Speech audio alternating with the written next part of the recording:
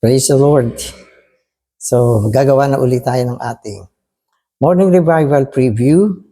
At ang schedule natin ngayon ay Week 34, Day 5. Sa mga kapatid, magbabasa na ako ng ating mga Bible verses. Hebrews 13:20-21. Now the God of peace, He who brought up from the dead our Lord Jesus, the great shepherd of the sheep, to Him be the glory forever and ever. Amen. 1 Peter 5:4. And when the chief shepherd is manifested, you will receive the unfading crown of glory. So, ang Panginoon ay shepherd at meron siyang dalawang title dito.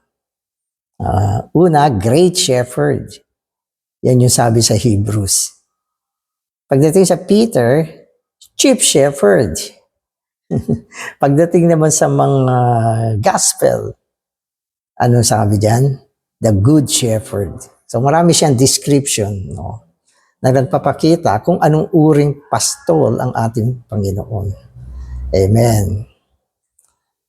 Amen. So magbasa na tayo. Shepherding works. We should not desire to be a giant speakers to make a name for ourselves. People may be attracted to come to listen to us, but who will take care of them afterward? Tama naman. So sabi niya, huwag natin i-desire na maging magaling tayo o sikat na tagapagsalita. Oh, marami nagdi-desire ng ganyan. Sumikat sa kanilang pagsasalita. So huwag natin i-desire yan. No? Sapagkat kung ang church o ang recovery ay punong-puno na mga great speaker. Dami, speaker. Oh, dami. Marami makikinig. Kasi good speaker kayo eh. Marami makikinig. Ang problema, yung mga masasave, sino mag-aalaga? So walang mag-aalaga sa kanila. Kasi bawat isa ay merong desire na maging great speaker. So, hindi yan ang paraan. So, minsan, naalala ko, may isang brother, nag-full-time siya, full-time. Kasi natapos yung kanyang training, at nag-full-time siya. Ngayon, nung nag-full-time siya, ang desire pala niya ay mag-speak lang.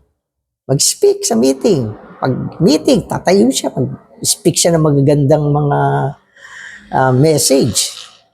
No? Pero ang problema, sa araw-araw niyang buhay, nandoon lang siya sa kwarto. Hindi siya lumalabas. Pero pag meeting, andyan siya, active na active, nag-i-speak. So, nagamit ba siya ng Panginoon? Well, maybe, nagamit konti kasi nag-i-speak sa meeting eh. Pero kung tutusin ang meeting naman, okay, lahat speaker. Lahat ng tao dyan ay speaker. Ang problema, walang mga tao na lumalabas para magpastol. Kaya wag nating hangarin yung ganong linya ng paglilingkod.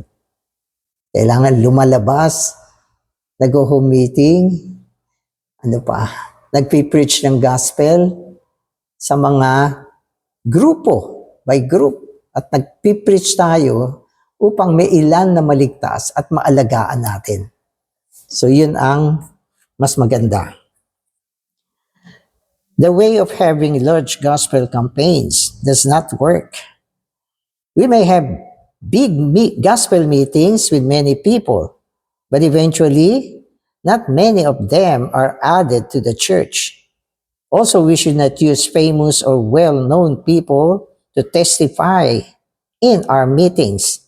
This will not save people to be added to the church. So, maganda yung sinasabi rito. Sabi niya kasi, ang pagsisave ng tao, ang pagliligtas ng tao, ay to be added to the church. No? Hindi lang natin pinaparami ang nasisave sa mundo. Ang mas importanteng paramihin natin ay ang bilang ng eklesiya. Yan ang binibilang natin. No, kung tutuusin, pwedeng masave ang maraming tao, libo-libo. Tapos ang eklesiya, kukonti ang tao. So, hindi maganda. No, mas mainam na maski na ang nasasave ay konti lang, pero sure naman na naidadagdag sila sa eklesiya. Kaya tayo ay nagliligtas para maidagdag sa eklesiya. At ito ay tumutugma sa sinabi ng Panginoon. Sabi niya ay, you bear fruit and that your fruit should remain. So, ang ibig sabihin ng remain, na idadagdag sa eklesiya. So, yan yung mainam na gawain. Nagbabaptize, o nagpipreach ng gospel, nagbabaptize, nagdadagdag sa eklesiya. Solid yun. The way that can save people effectively must be by small vital groups. And everyone in this small vital group must be a shepherd. After a short time, the church will be revived. No other way is more prevailing than this shepherding way. Amen. So, a small vital group, sabi niya. Hindi big gospel meeting kung saan nag-iimbita pa ng mga sikat na tao para mag-testify. Hindi mag-work yan.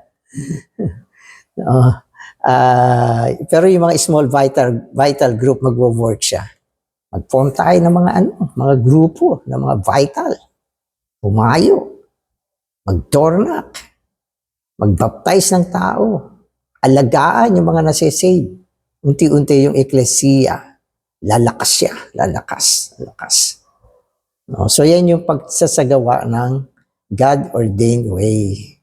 Grupo-grupo na lumalabas, kumukontak ng tao, nagbabaptize, tapos nag-home meeting, no? At sa pamamagitan ng home meeting, napapakain, napapastol ang mga nabautismuhan at kalaunan na idagdag sa eklesiya. Totoo yan. Alam nyo, minsan, may mga kapatid na nasa eklesiya ngayon, pag tinanong mo, paano ka naligtas? Brother, na-doorknock kami. At pagkatapos, inalagaan kami. Ang tibay ng mga ganyang tao. Nadadagdag sa eklesiya ng matibay. Amen. Amen. For the shepherding of the saints, there must be the healthy teaching in the vital groups. In 1 Timothy 3:2, Paul says that an elder should be apt to teach. Teaching here is similar to parents teaching their children. An elder must be apt to render this kind of home teaching to the members of a local church. Amen. Apt to teach.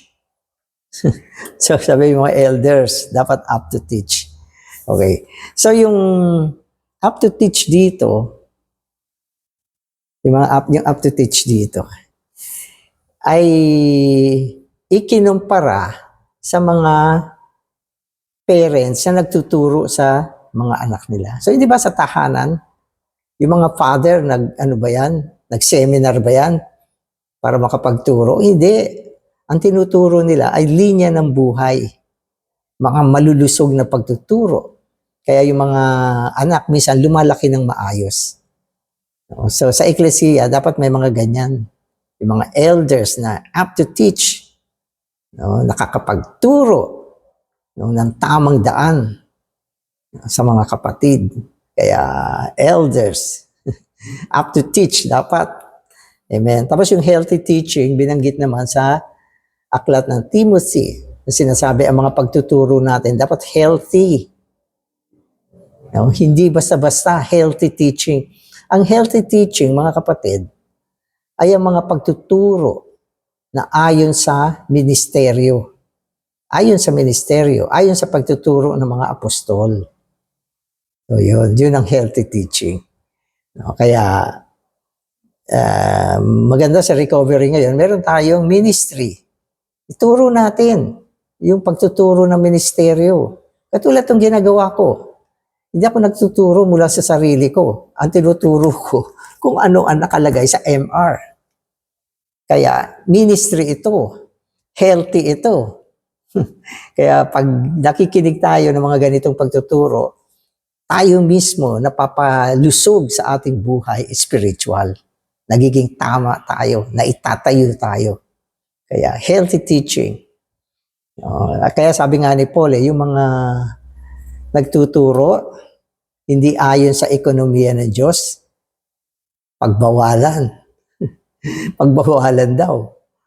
Kaya minsan ganun din ako. Pag hindi ayon sa ministeryo yung pagtuturo, ayoko man gawin, pero oops, tama na.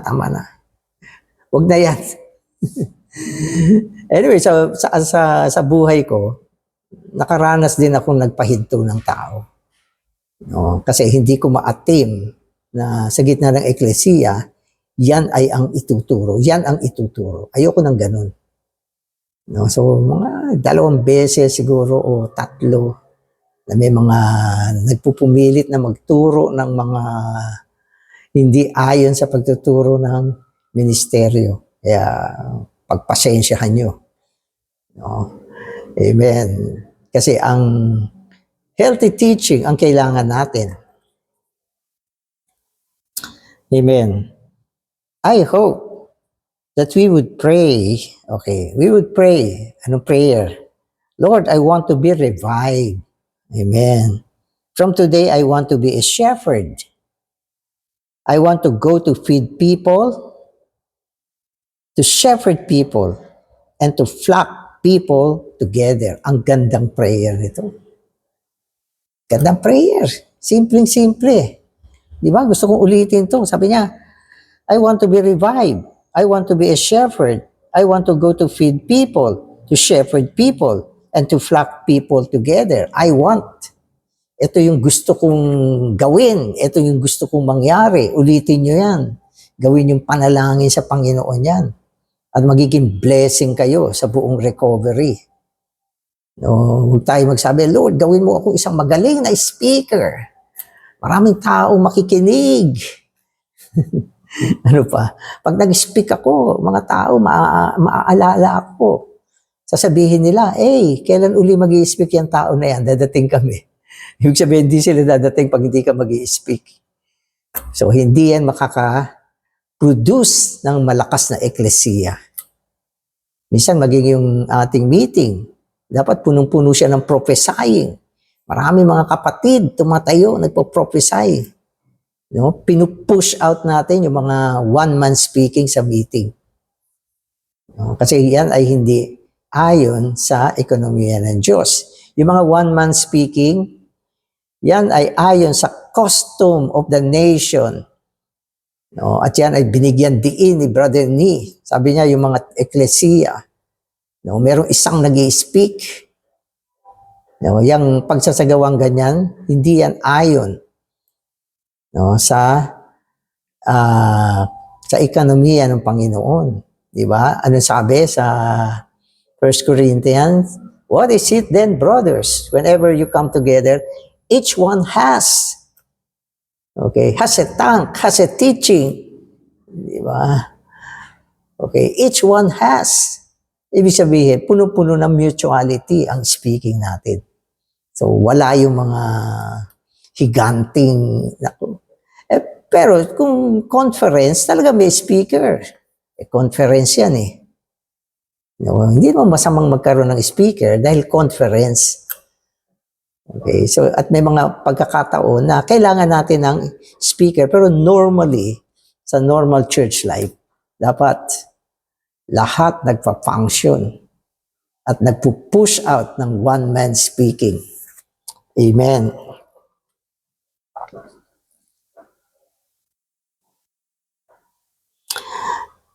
Amen. Okay, so in John 10 and 21, the Lord used 3 words concerning shepherding.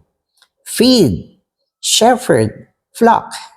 He said, feed my lambs, shepherd my sheep. He also said, I have other sheep which are not of this fold. I must lead them also, and they shall hear my voice, and there shall be one flock, one shepherd. So, ito yung content ng shepherding work.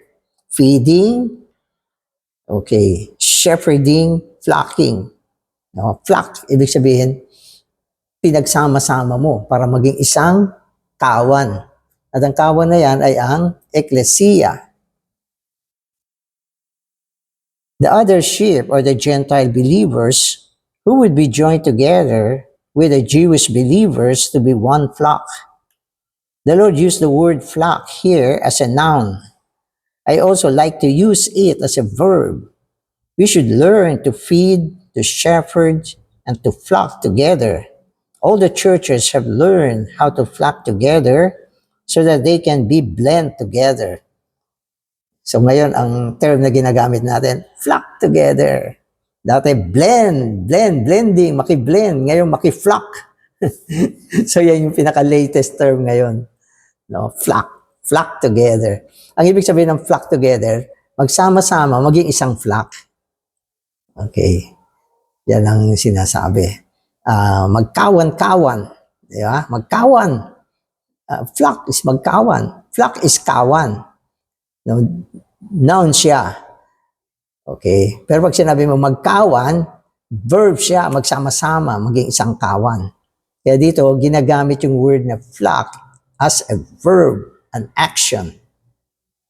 So we have to flock together.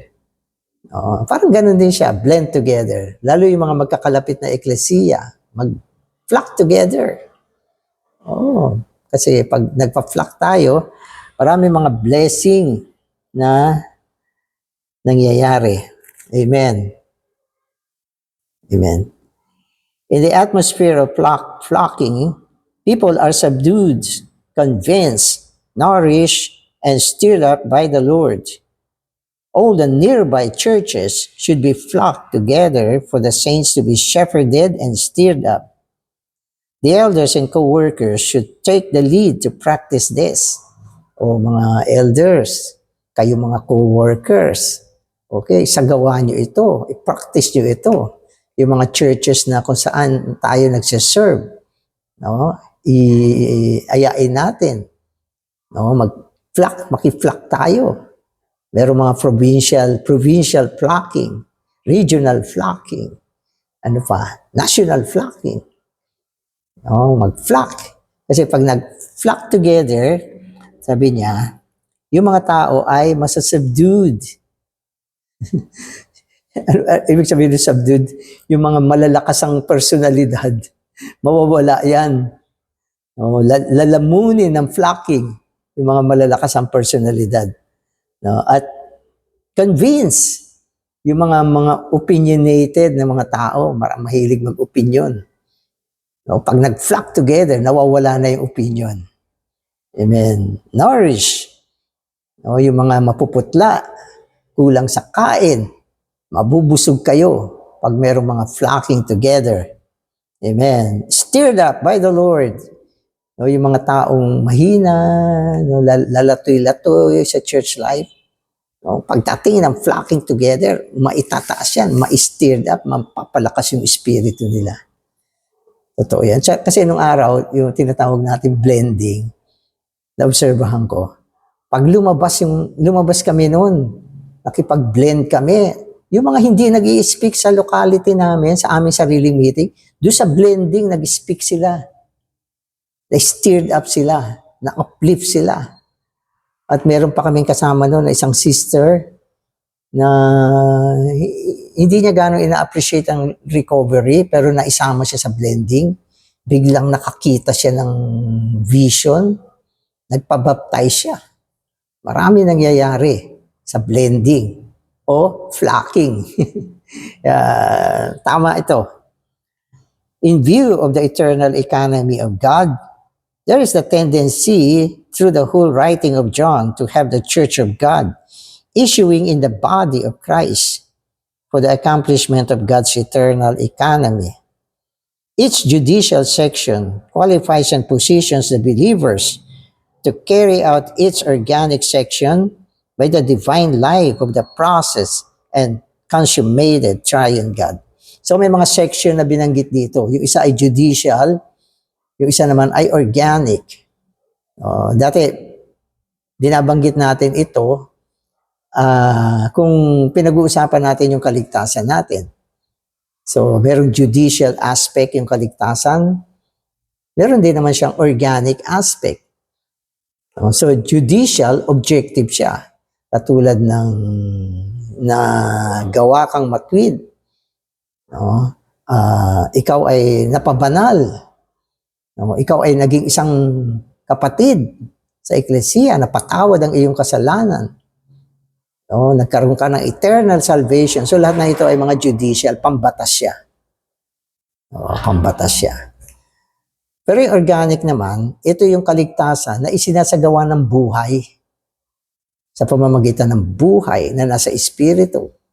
Halimbawa, tayo ay napapabanal, natatransforma, nahuhugasan, napapabago, no? At lumalago sa buhay.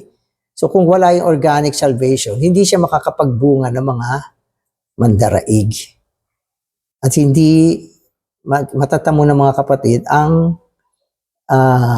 kanilang kaligtasan pang-organic. Hindi sila lalago sa buhay.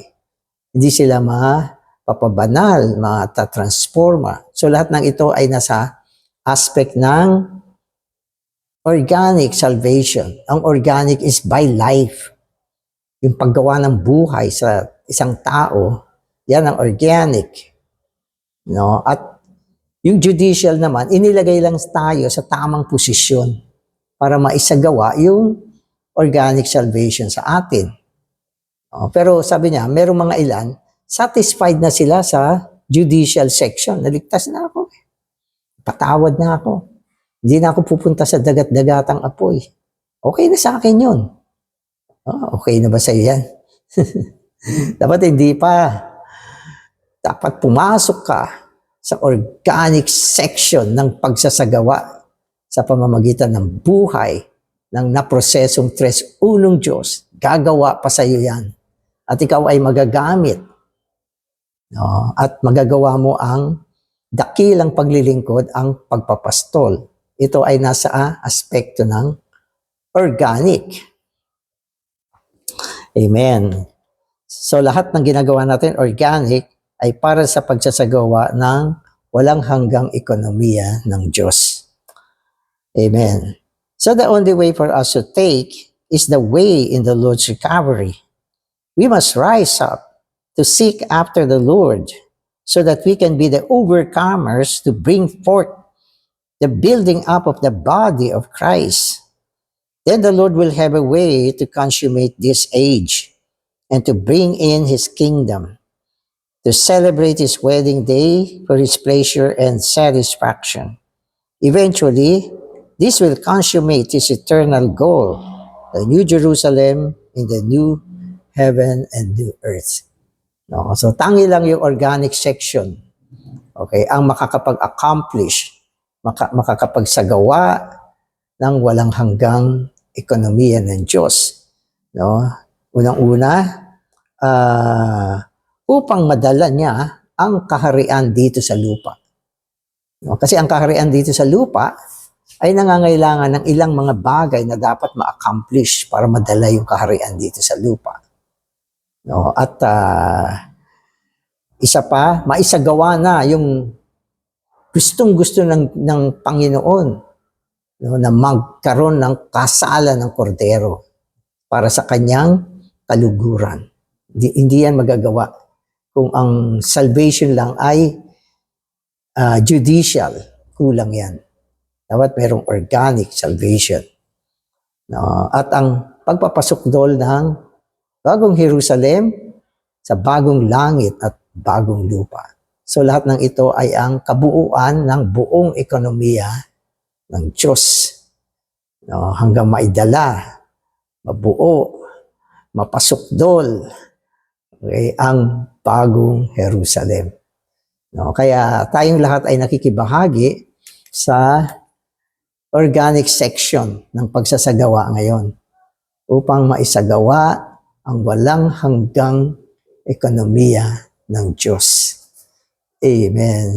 Lord Jesus, salamat sa mga salita mo.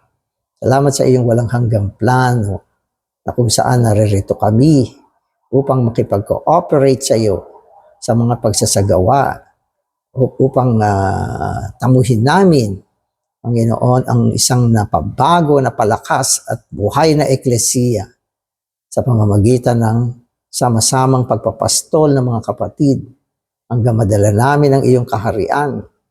Panginoon, maisagawa mo din ang kasalan ng kordero at ito ay upang madala rito at mapasukdol ang isang bagong Jerusalem. Amen.